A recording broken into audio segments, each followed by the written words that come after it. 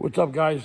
If you're looking to make a quick drain system like this, see how we have these on here, and we plug this hose into here and drain it, but you have those annoying drain hoses on your rig that are only about 6 inches long or so.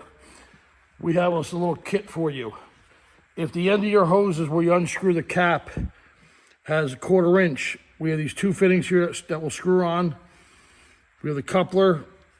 It'll come with a 3/8 push connector, and we have some nice caps. Buy this kit here. It'll take your those annoying short little hoses and make them into a nice drain kit. And as you can see, this is a normal type of whip you have coming off with a cap on it. And with this customer here, we took those whip lines and we added our couplers onto them. All we did was remove the cap, sandwich that plate in between, screw the coupler on, and it made a really nice, easy drain system. We could drain the engine as well as the gearbox. Now with the 5.5 that you see here, we had an adapter.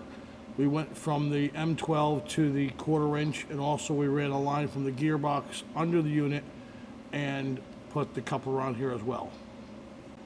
What you're going to get with the kit is the coupler with a 3/8 barb on it, the 2 nipples, and the 2 protective caps. You could order additional nipples if needed.